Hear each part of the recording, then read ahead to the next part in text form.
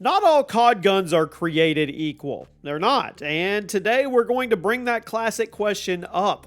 What is the worst Call of Duty gun? What is the worst gun throughout the Call of Duty franchise history? There's literally been hundreds of guns. We may be at thousands in COD multiplayer now. Some have been adjusted, some have been fixed.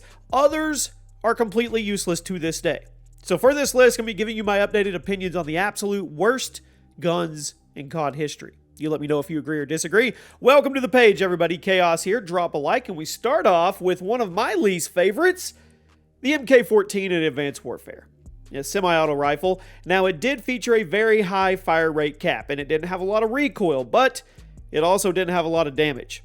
Most of the time, you want a semi-auto rifle to be dropping enemies in 1 to 2 shots, but the Advanced Warfare MK14 would often take 3 to 4 hits, and this was in a game where it was hard to hit people with consistent follow-up shots. You already know. Now, the Modern Warfare 3 version of it was insane, and there have been plenty of equivalent rifles throughout COD history, but the AW version is simply terrible.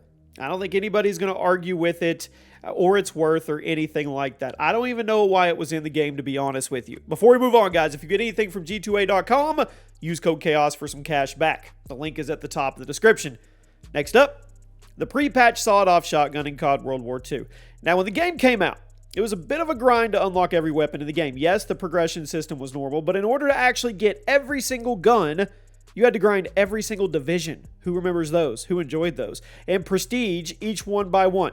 Now, by hitting prestige with the Expeditionary Division, you would be rewarded with the sawed-off shotgun, but this has to be an elaborate joke by Sledgehammer, because it was hands down the worst gun in the entire game. The range was horrible. I know it's a sawed-off shotgun, and it had a teeny tiny one-shot kill window that you would almost never hit flush. Now, on top of that, the reload animation took 5 years to complete. There was no helpful attachments to make it better. It was a meme in the COD World War II community for months until Sledgehammer finally patched it up. But even right now, to this day, it's not a good weapon. It's better than it was on launch day, I'll give it that. But that is not saying anything at all. Moving right along. The MP5 in Modern Warfare 3. Now, the MP5 is obviously one of the most iconic and spammed SMGs in COD history. That's largely thanks to its amazing appearances in the rebooted Modern Warfare franchise, as well as other games like Black Ops Cold War. But what about Modern Warfare 3? Well, it was your starting SMG in the third Modern Warfare game, but a lot of people forgot it was there because it was bad. The recoil was bad, the range was bad, the reload animation took forever, and it had the smallest default magazine of any SMG in MW3. This version, it would usually take 4 to 5 shots to kill, which was pretty embarrassing when it was going up against other SMGs like the MP7 or the PP90. And on top of that, it had some brutal side-to-side recoil that made it virtually impossible to use beyond close range. Now, a lot of COD players are tired of the MP5 constantly being the best SMG in the game, but the Modern Warfare 3 version went a little too far in the opposite direction. It was awful. At number 7, the PM63 in the original Black Ops.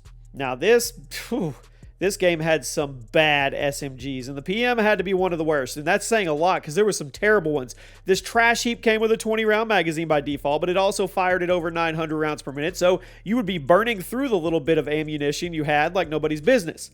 It was also a very low damage weapon, dealing a max of 30 base damage, but dropping pretty quickly down to just 20, which made it a 4 to 5 shot kill in most situations. Now, with low damage and a high rate of fire, you would expect Treyarch to throw you a little bit of a bone with the accuracy to make up for it, but you would be wrong. It had bouncy recoil, it had terrible center speeds, meaning you would be looking at the sky by the time you emptied your little piddly magazine. Now, there was one other SMG in the original Black Ops I think was even worse, but we'll talk about that in a few minutes. The PM63, absolutely terrible. At number 6, the crossbow in Black Ops 1. I know, a lot of people absolutely love the crossbow, and the Black Ops 1 version is particularly super nostalgic for many fans. But when is the last time you actually used it? Quite frankly, the BO1 crossbow is one of the worst guns in COD history, and almost certainly the worst version of the weapon. The handling speeds were slow for a weapon that was supposed to be lightweight and stealthy, and while the blast radius of the explosive tips was generous, I'll give it that, the trajectory and the travel time, it was a nightmare to master. On top of all that, the reload animation was long, meaning if you didn't hit your target, you were 100% going to get killed before you could fire at them for a second time. Now, I loved using it, I loved goofing around with it, but you can't sit here and tell me with a straight face it was a viable weapon. Other crossbows, like the Black Ops 2 version, the COD World War II version, they were viable. And the Warzone 1 version actually had some pretty cheesy builds, but nobody was using the Black Ops 1 crossbow outside of party modes. At number 5, the Uzi in Black Ops 1. I told you we'd come back. Here we are. It's almost comically bad. Yeah. To the point I'm convinced Treyarch, they made it bad on purpose. Now, it had the exact same damage profile and fire rate as the PM63, which we talked about earlier, meaning it fired at over 900 rounds per minute and it killed in 4 to 5 shots. Now, compared to the PM, the Uzi had a much bigger default magazine, 32 rounds, which is good, right? It's the only thing good. It had horrendous recoil. It made it virtually unusable beyond point-blank range, and it had perhaps the worst iron sights in Call of Duty history, which is saying a lot. You were basically required to hip-fire it or waste one of your attachment slots to get an optic. On top of that, it had a long reload animation that would constantly get you killed in the middle of gunfights. If you never used the Black Ops 1 Uzi yourself, you probably think I'm exaggerating right now, but I truly think this is the worst SMG in Call of Duty history. And we're only at number 5. At number 4, the trench gun in World at War. Perhaps the worst shotgun ever put in a multiplayer FPS game? I don't know. You be the judge. The World at War trench gun sounded great, but it was almost entirely useless because of the low damage per shot, as well as the fact that it just didn't work well with World at War's map design. This game had a lot of large open maps that required you to assess your surroundings and engage people from mid-range or longer. The trench gun was a pump-action shotgun with pitiful range that was literally useless beyond 15 feet or so. So even if you did manage to get up in someone's face, the damage was so inconsistent, there was a decent chance they would just walk off your shot. Seriously, the COD community frequently argues over which World at War shotgun was worse, but to me, it's got to be the trench gun. The double barrel may have had ammo issues, but at least it was a one-shot kill in a more consistent manner than this gun. It was. At number 3, the pre-patch M16 in Modern Warfare 2 2022. So why is it that the M16 is either amazing or awful in Call of Duty? The latest version of the iconic burst rifle was the talk of the COD community when Modern Warfare 2 launched because of how useless it was, and I'm amazed that Infinity Ward let it come out the door. Painfully slow fire rate, weirdly low damage for some reason, meaning you could frequently fire 2 to 3 bursts to get somebody dropped. Now, Modern Warfare 2 is a very quick time to kill, so a burst weapon this week is simply not usable, and it took a few weeks for Infinity Ward to wake up and buff it. The gun was hot garbage, but you know what? It's still not the worst M16 in COD history.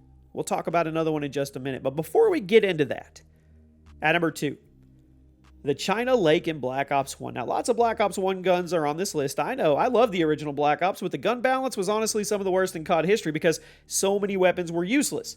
Case in point, the China Lake. Now, I really don't know who this thing was made for. It's a grenade launcher, one of the heaviest weapons in the game, meaning you would drag it around at a snail's pace, and it took roughly 9 years to aim down the sights, fire, and reload. But with that much of a mobility penalty, you would expect some really good damage. No. The blast radius on the China Lake was pitiful, and most of it wasn't even strong enough to get an insta-kill, meaning you actually, if you chose to pull it out, you would be a sitting duck on the battlefield with nothing to show for it. Yeah, sign everybody up, right? No, it was trash. And at number 1 today, the worst gun in COD history. This is a hard pick, but I have to go with the pre-patch M16 in Advanced Warfare. You know how everyone once in a while, the COD devs will add a gun that's put in a game that's bad on purpose. Remember the blunderbuss, right? Well, someone over at Sledgehammer thought it would be a great idea or funny or trolling to intentionally put a bad version of the M16 and release it for DLC in Advanced Warfare. At least that's the only excuse I can come up with as to why this gun was so bad. The original Advanced Warfare M16 was literally unviable because of how slow it fired, how long the burst delay was, how bad the damage was, and how hilariously obstructive the iron sights were. Now, in a high-mobility game like AW, a burst weapon was hard enough to use on its own. But the M16 had this weird trait where the gun model would warp around with your character's perspective, meaning if you were moving at all while you were aiming down the sights, you couldn't see half the screen. And even if you managed to land some shots on someone, you would have to hit them 4 to 5 times in order to drop them with a 3-round burst rifle. Are you serious? It was bad. I really have no trouble calling it the worst gun in COD history. There you have it. Let me know if I got it right. Let me know if I got it wrong. And if I got it wrong at the number 1 spot, you tell me what should have been there. I'll see you guys soon.